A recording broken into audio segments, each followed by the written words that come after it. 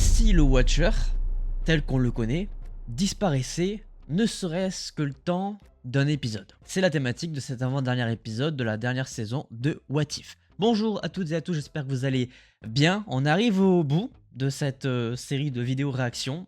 On aura fait 2 saisons, il nous reste 2 épisodes avant de clôturer cette série. Et sans perdre plus de temps, je suis assez curieux de savoir ce qu'ils vont proposer autour de la disparition de ce fameux Watcher. Est-ce que le personnage de Captain Carter va s'inquiéter de son absence? Possiblement. Je suppose aussi que c'est dans ce fameux épisode qu'on va avoir l'apparition de Storm avec le marteau de Mjolnir, le marteau de Thor. Bref, on y va, réaction à cet avant-dernier épisode.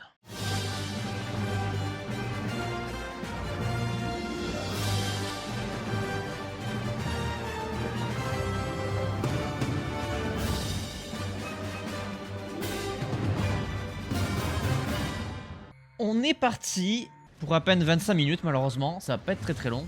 Je crois qu'on est sur les Nova Corps, ça me dit quelque chose, la gueule des vaisseaux. Là c'est clairement... Je sais plus c'est quoi le nom de la planète, j'ai oublié. Ah putain c'est la Nebula de l'épisode 1 de la saison 2 je crois. Mais je crois que oui avec le petit truc de Yondu. Ah on a Captain Carter avec le vaisseau de Kang. What the fuck bro? Un mangeur d'univers, sauf si vous nous écoutez. Est-ce que c'est Galactus? What? Mais attends, mais il se passe quoi là? Ah, le retour de Birdie, de Kaori et Storm avec le marteau. Ah oui d'accord, donc en fait on a une équipe qui est déjà constituée quoi. Oh, il y a eu quelques notes de X-Men 97. Ok. Et du coup on a bel et bien le retour de Birdie. Je l'avais call hein. Attends mais pourquoi ils font tous équipe? Ah ouais d'accord, ça tire des rayons avec ses yeux. Est-ce que c'est le calamar de la saison 1, épisode 1? Je me demande. Et ben ça renvoie à sec. Donc elle a des ailes Birdie. Un peu une voix de canard. Ouais c'était bien ça. Ah, c'est les fameux 3 éléments de cristaux qu'on a vu à la fin de l'épisode d'avant. Et parce que elle, forcément, c'est la Captain Carter qu'on connaît. Oh, le logo What If change par rapport. C'était pas la voix de Mysterio. Je crois que c'était la voix de Mysterio, non?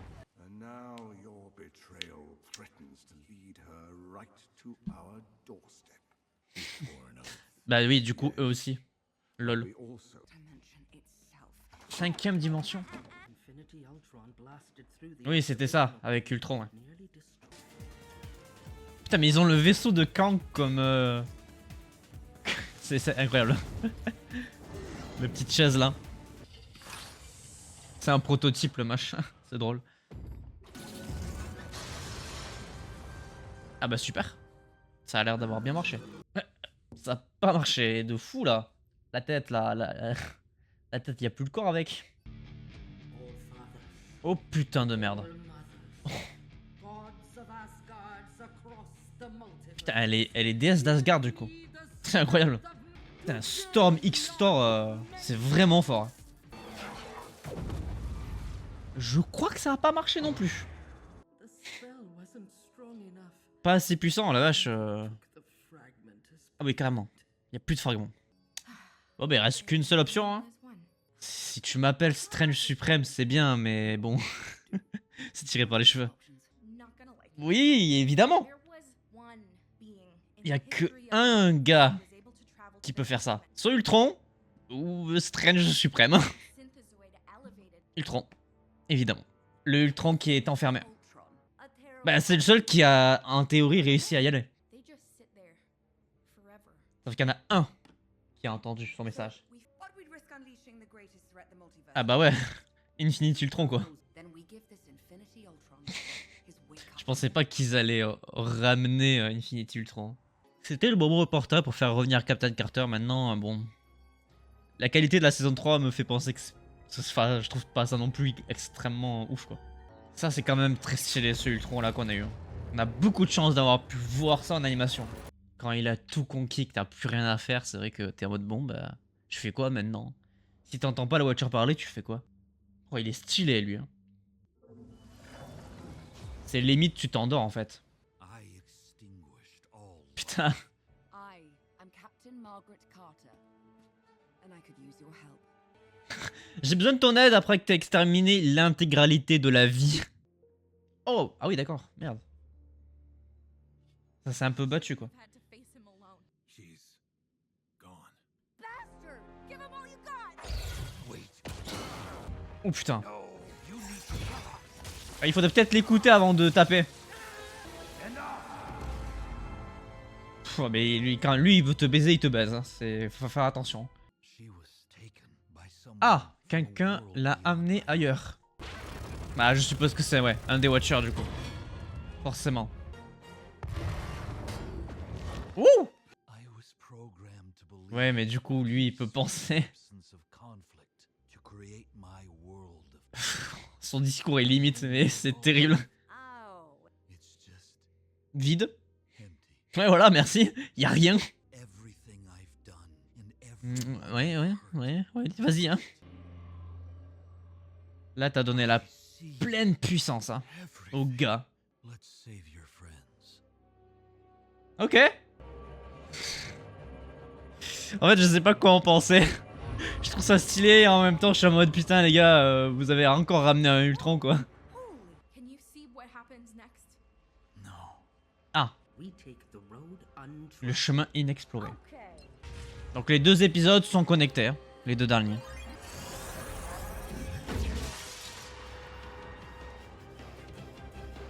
Ah oui, d'accord, à suivre. C'est vraiment deux épisodes en un. Mais je sais pas. En fait, s'il est... Ouais, je sais pas. Bon, c'était l'avant-dernier épisode. Ici, le Watcher disparaissait. Sans trop de contexte, on va nous présenter une équipe constituée de 4 membres. Il y en a 2 qu'on connaît. Il y a évidemment Captain Carter, qui est le premier personnage qui est apparu dans la série What If, puisqu'elle était dans l'épisode 1 de la saison 1. Et de fil en aiguille, elle a été embarquée dans les aventures du Watcher parce qu'il est intervenu à différents moments. Elle est revenue dans la saison 2 et elle revient dans cette saison 3. Le deuxième personnage, c'est Kaori, personnage original créé par Marvel Studios qu'on a découvert en animation du coup dans l'épisode 6 de la saison 2, qui, comme pour Captain Carter, est intervenu à différents moments, notamment la bataille contre Strange Suprême à la fin de la saison 2, et elle revient du coup ici pour sauver son ami aux côtés de Captain Carter. Les deux autres personnages, on ne les connaît pas vraiment. Alors il y a Birdie. Est-ce qu'on peut dire que c'est la même variante qu'on a vue dans l'épisode 4? Possiblement, mais ça peut complètement être une autre variante du personnage avec les mêmes parents, c'est pas impossible. Donc j'avais raison déjà en disant que ce personnage-là allait revenir. Là, c'est quasiment sûr qu'on va l'avoir en live action à un moment donné ou à un autre comme Kaori. Et le dernier personnage qui complète cette équipe, c'est Stormy Thor, une tornade avec les pouvoirs et la divinité de Thor et qui est apparemment souveraine d'Asgard. Le problème étant que ces deux personnages-là, les deux derniers, on ne les situe pas vraiment dans l'espace-temps. On ne sait pas quel est leur rapport avec le Watcher, quel est leur type de relation, etc. Et on nous présente ça un petit peu à l'arrache. Genre ils sont là dès le début, ils combattent à des espèces, des créatures à travers le multivers. Déjà pourquoi tu le fais pas aux côtés du Watcher, puisqu'il intervenait dans pas mal de missions, notamment celle contre Strange. Ça c'est assez particulier. C'est-à-dire que vraiment le Watcher a laissé une liberté totale à différents personnages comme ça dans le multivers. En mode, je vous surveille même pas, faites ce que vous voulez. C'est un peu limite. La facilité scénaristique à ce niveau, elle est démentielle. Bref, tout ça pour amener au fait que, évidemment, on en revient à ce fameux Infinity Ultron, qui est le seul personnage qui a vraiment entendu, qui a réussi à entendre le Watcher, alors que celui-ci ne s'exprimait pas à lui directement. Quand le Watcher intervient, généralement, soit il se montre, soit il communique directement avec la personne. Alors que dans l'épisode sur Infinity Ultron à l'époque, il parlait juste de ce qu'avait réussi à faire ce Ultron là, et c'est lui qui l'a entendu de ses propres oreilles. Parce que le Infinity Ultron est capable de voir au-delà de sa propre réalité. Ou du moins ce variant là en était capable. Ah oui, c'est plutôt stylé de revoir Infinity Ultron, parce que je trouve qu'on a vraiment l'apothéose du traitement du personnage qu'on a malheureusement pas eu dans le MCU. Mais c'est un peu trop facile, et un peu too much, d'avoir Infinity Ultron qui, comme ça, d'une seconde à l'autre, alors oui, je veux bien que ça fasse des éons comme ils disent, qu'il est tout seul, mais qui switch son comportement d'une seconde à l'autre en disant bon mais finalement la vie sans conflit n'existe pas, comme le conflit sans vie n'existe pas non plus. Il a exterminé l'intégralité de tout ce qui pouvait respirer dans l'univers tout entier, et là juste parce que Captain Carter se fait un peu bolos par un des Watchers, il décide finalement de revoir sa cause et de mettre ses pouvoirs et sa vie en danger pour sauver le Watcher et Captain Carter. Un poil too much.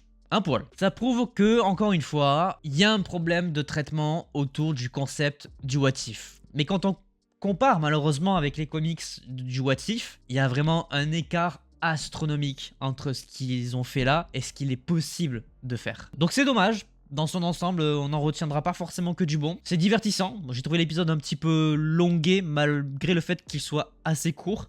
Parce qu'il se décompose en 2 parties. Donc je sais pas trop à quoi m'attendre sur le tout dernier épisode qui pour l'instant n'a pas de titre puisque c'est 3 points d'interrogation. Ce qui est sûr, c'est que ça sera le tout dernier de cette série là parce que c'est Marvel Studios qui l'a communiqué. Il n'y aura pas de saison 4 et à mon avis il n'y aura pas de projection d'avenir sur ce qu'a été cette série d'animation, hormis le fait que certains personnages vont apparaître en live action comme Kaori, Birdie et Captain Carter, dans une moindre mesure. Mais hormis ça, on va avoir une vraie conclusion, je pense, à l'histoire du What If. Qu'est-ce qui va se passer autour du Watcher? Découverte demain. Bref, sur ce, évidemment, j'espère que cette vidéo réaction sur l'avant-dernier épisode vous aura plu. N'hésitez pas à laisser un petit pouce bleu si c'est le cas, à vous abonner, à activer la cloche pour ne pas manquer les prochaines vidéos. On se donne rendez-vous très vite pour la fin de la série. Et sur ce, évidemment, portez-vous bien. C'était votre Captain. À la prochaine.